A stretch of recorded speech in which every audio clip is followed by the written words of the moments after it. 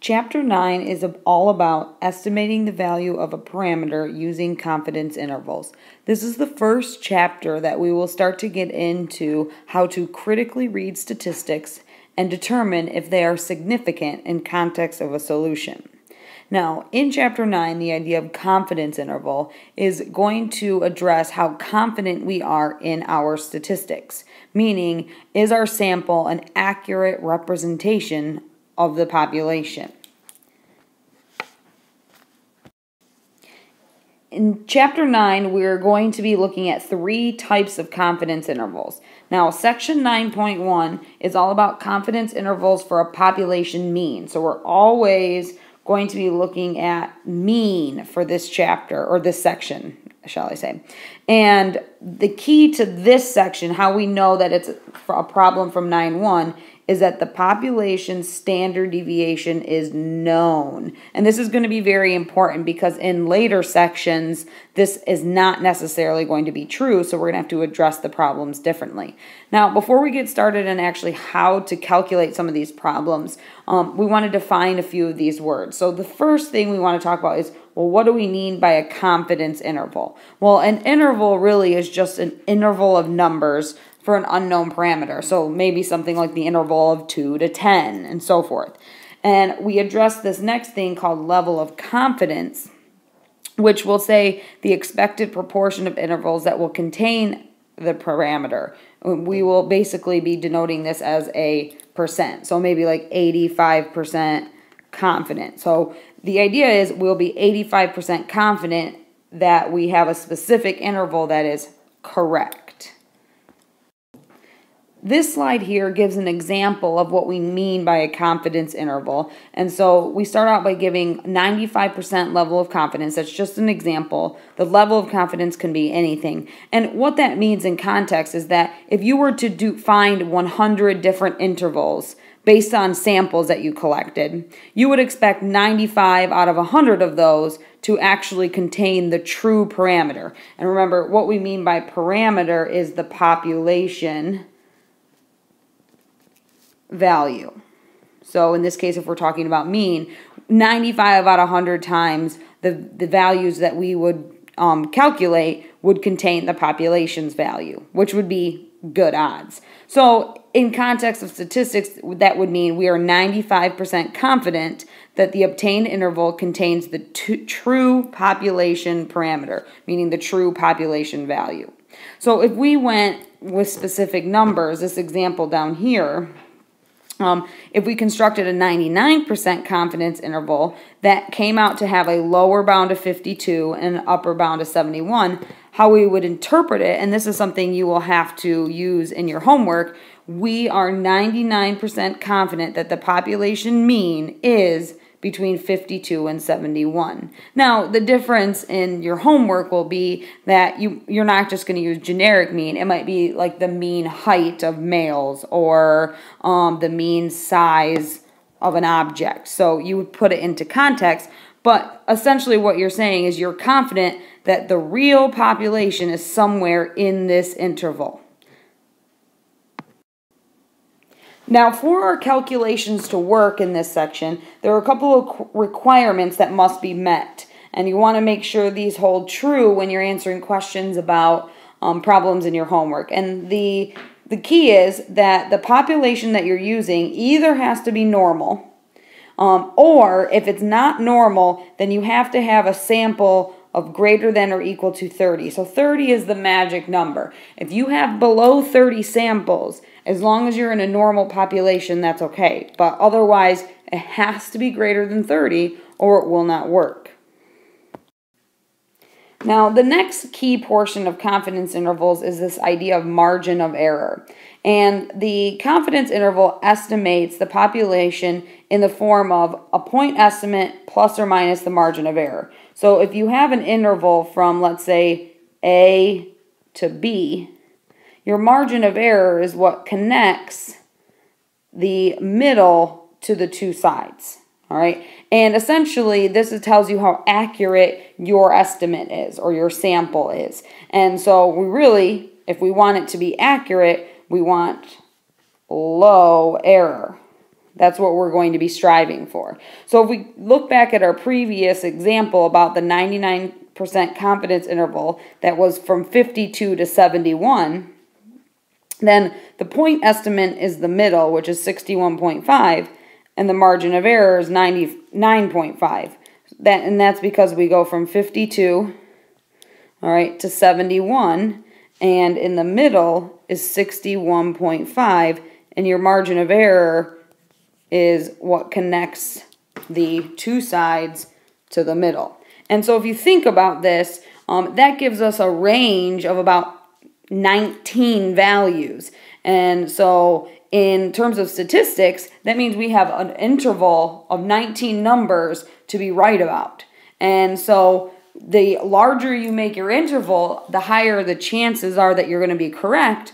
But also if you make your pool too large, then no one's really going to trust your statistics. So ultimately, what we want is we want a really, really small interval so that people are more confident in our statistics.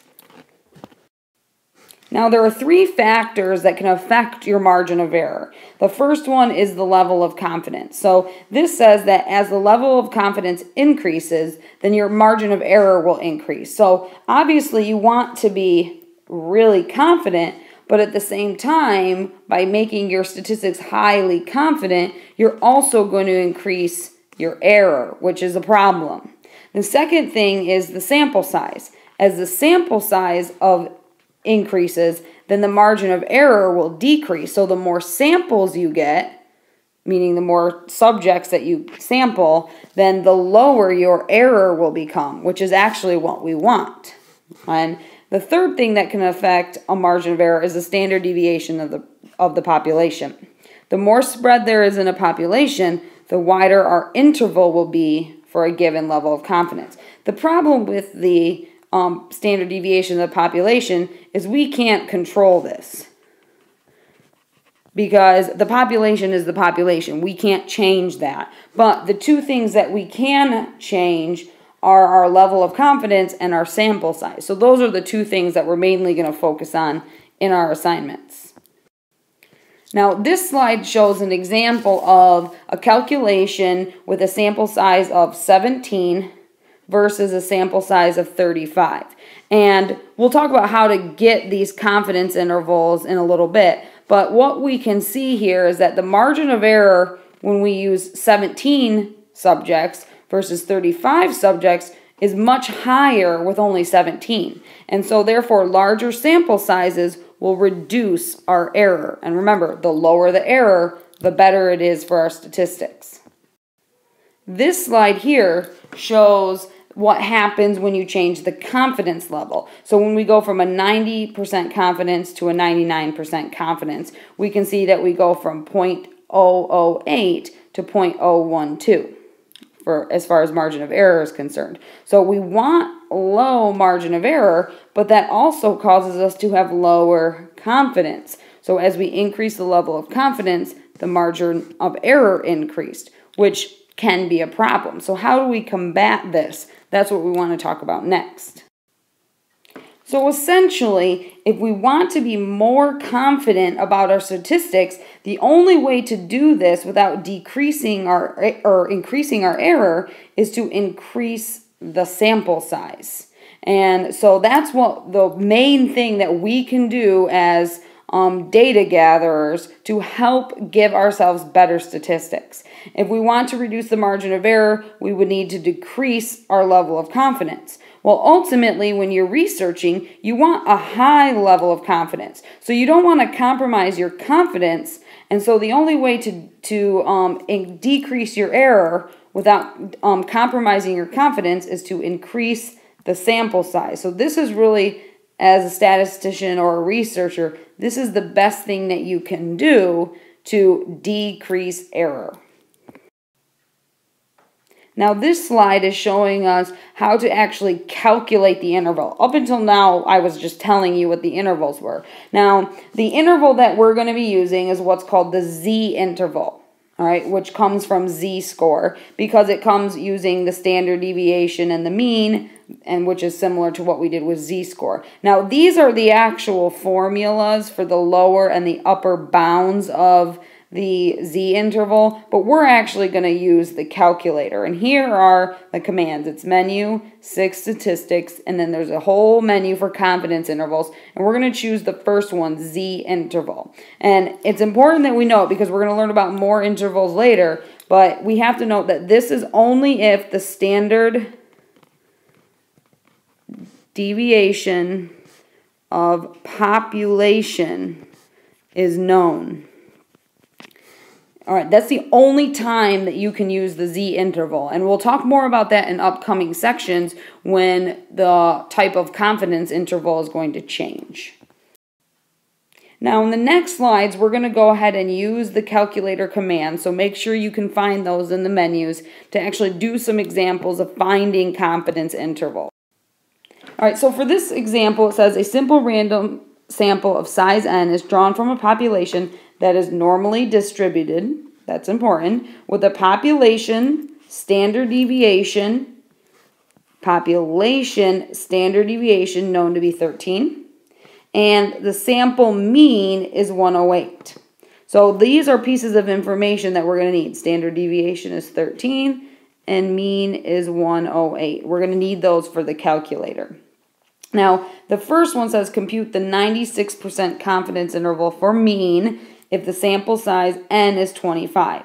So if we go into our calculator commands, menu 661, the z-interval, all right, what you're going to want to do is input all the required information. So you're going to need to put the mean is 108, the standard deviation is 13.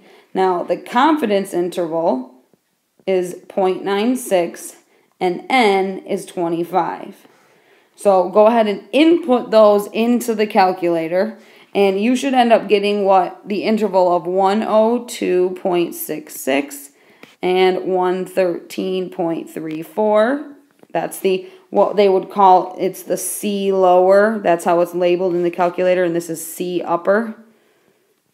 All right, and then they also will tell you the margin of error, and in this case it was 5.34. So pause the video and make sure you can calculate those values, and when you're finished, you can play it again and go on to the next example. Now, in part B, it says 88%, but this is a typo. This is supposed to be 96% again. So compute the 96% confidence interval for mean if the sample size is 10. So now notice we're in the same problem, so the mean is still 108. The standard deviation is 13. We're doing the confidence interval is still 0.96. So the only thing we're changing is the sample size to 10. And we want to look at how does decreasing the sample size going from 25 to 10 affect the margin of error. So go ahead and type this into your calculator while you pause the video and then push play again and see if you got it correct. Now, the answer that you should get is 99.56, 116.44, and the margin of error is equal to 8.44. And so what we should be able to state is that by decreasing the sample size, we increased the error. So we now have more error in our interval. We have a wider range to pull from, but we're still the same amount of confidence, but we have more error, which isn't necessarily a good thing for statistics. Now the next part, C, so I copied that, pasted up there. This time we are going to go to an 88% confidence. All right, we're going to keep the mean as 108, and the standard deviation is still 13. So we're going to go back to a sample size of n equals 25. So we're going to input that into the calculator again. So go through your menu, statistics, 6 confidence intervals, and 1 z-interval still. All right, input what you need, pause the video, see if you can do it, and then push play again.